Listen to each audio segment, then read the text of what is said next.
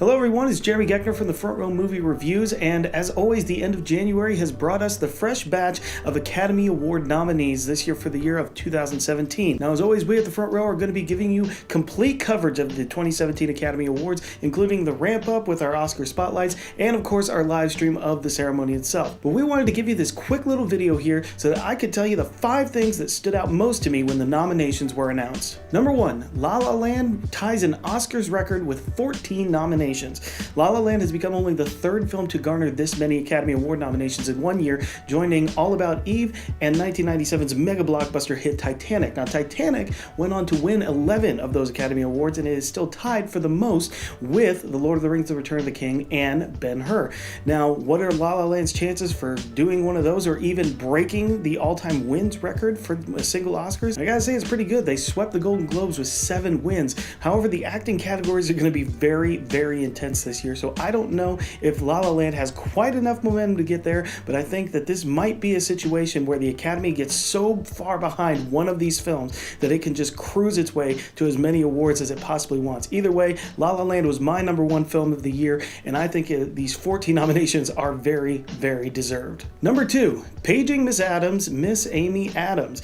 Amy Adams is one of the most conspicuous absences from the nominees list for Best Lead Actress. All right, now obviously Isabelle Huppert from Elle is really coming on strong and was genuinely a surprising win at the Golden Globes and a genuine surprise nomination here for the Academy Awards, as not a lot of people have even been able to see Elle yet. However, the rest of the field is about as expected, with Emma Stone, Natalie Portman, and Ruth Negga getting nominations, but also Meryl Streep somehow once again gets a nomination, this time for Florence Foster Jenkins. And don't get me wrong, I think it's a great film, I think it's a really fun film, but it is not one of the 5 best performances of the year, and Amy Adams' in Arrival clearly was. So if we want to go with some hoses, this is definitely the one that's going to be number 1 on everybody's list. Number 3, hashtag Oscars so colorful.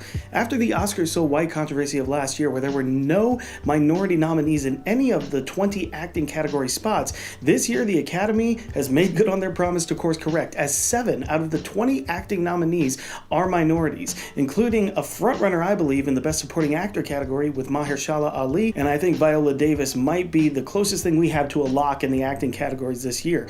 Also of note, 2 out of the 5 Best Director nominees are minorities, and 3 out of the 9 Best Picture nominees are predominantly African-American casts dealing with African-American issues in the country. This is a great step forward for the diversity problem that was perceived at the Oscars last year, and here's hoping it continues even further into the future. Number 4, no love for Sing Street.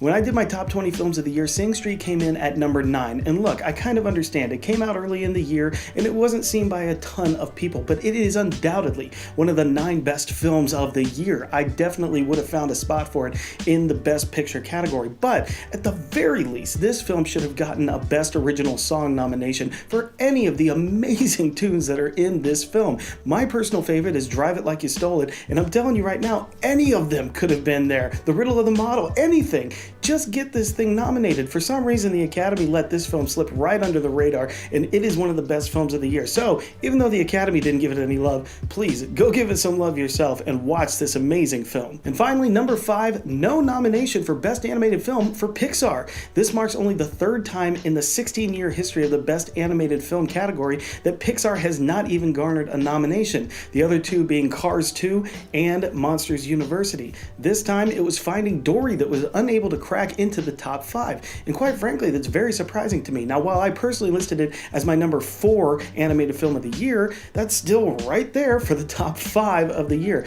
Now, I haven't been able to see My Life as a Zucchini yet, but I hear it is quite amazing.